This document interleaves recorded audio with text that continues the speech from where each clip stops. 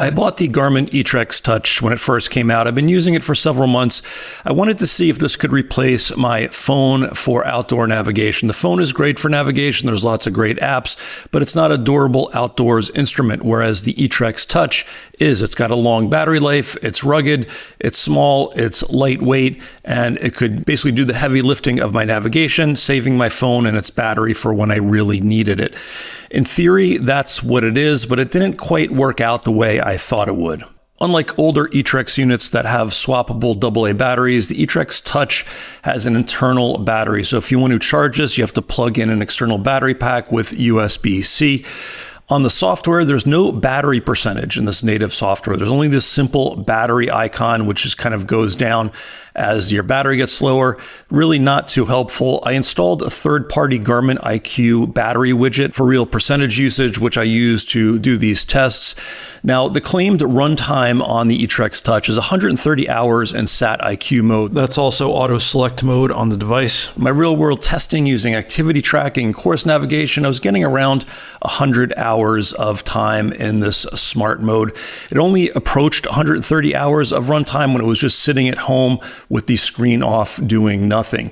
Now, the real interesting thing is when I switched the GPS mode to all systems in multiband, which I know takes a battery hit off the device. On the eTrex Touch, the battery life dropped dramatically, at some points approaching 5% of drain per hour.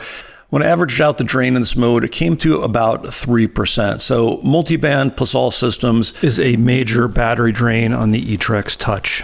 The advantage of enabling all systems plus multiband all the time is that you will consistently get a very good accuracy. I was generally getting between 6 and 9 feet of accuracy with this mode on. When I switched it to smart mode, the accuracy typically drops to somewhere between 9 and 12 feet.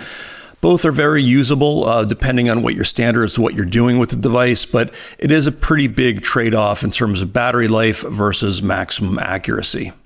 Now, the initial firmware for this device was buggy. When I first got it, it would reboot sometimes. I would, change the settings and they would change back to defaults after I rebooted it.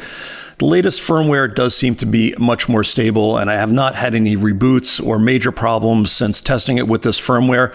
There are still some weird glitches, like if I go into an activity to change some of the parameters, this loading graphic comes on and doesn't disappear. Sometimes if I change a course, I lose the turn alerts. It's real inconsistent, and it feels not quite tested all the way and a little bit sloppy. This new UI definitely lacks the customization depth of the older eTrex units and the GPSMAP units, very similar to what I had on the H1.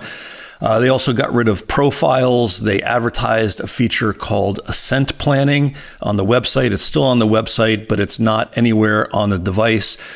When it first came out, waypoint proximity alerts, which is when the alert goes off when you're close to waypoint, wasn't anywhere. It's a pretty key feature for a handheld GPS, but they did add it later. Overall, now with this latest firmware, it is usable. I'd say pretty much stable, but definitely leaves a lot to be desired when you're using this next to a smartphone app. Now, I'm always skeptical of touchscreen-only devices, especially in the rain or when you have gloves on. I tested this in some heavy downpours, and I was pleasantly surprised at the performance. There were no phantom touches or unresponsive areas. The touch worked well in the bad weather. It's only got one physical button on it. That's the sleep-wake power button up on top. It's a little bit recessed. It can be hard to press, especially if you have gloves on. Even after a couple months of using it, occasionally I'd press it and it wouldn't, go to sleep or wake up. I'd really have to pay attention to that. But you don't get accidental presses on it, which I guess is a good thing. I found the maps and navigation to work relatively well on this. Panning around the maps or zooming was quicker than the old eTrex units, but not as fast as a smartphone. I didn't have any issues calculating routes or doing navigation offline on the fly. It comes preloaded with the topo active maps in your region.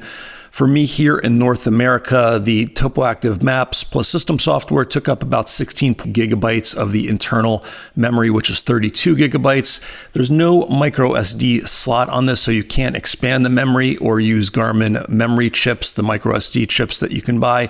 What you can do is you can use the Maps Plus subscription, which is sort of heavily promoted through here.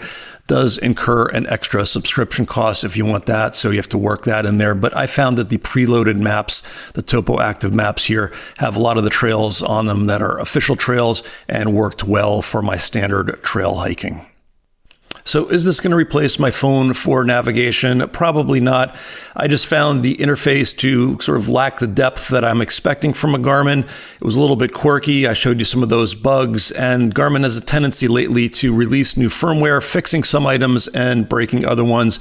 Doesn't necessarily give me the warm fuzzies when this is something I might be, trusting with my life to navigate in a tricky situation. And the fact that the battery drains very aggressively when I put it in multi-band, all systems mode, doesn't really give it that much of an advantage over a phone. If you want to use your phone and maybe have more of a feel of an eTrex Touch, what you could do is get a rugged case, get an external battery pack. That'll probably cost you much less than $100, and you might accomplish a lot of what this does.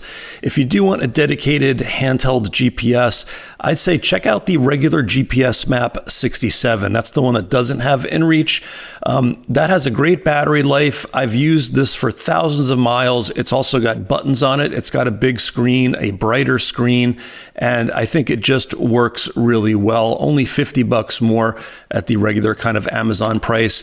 If you're updating from an older eTrex, just know that this device has square edges. It doesn't have the same rounded feel as older GPSMAP or eTrex devices. Not everyone's going to like that. You might be better off with the GPSMAP 65S, which is larger than an eTrex, has the same feel, has buttons.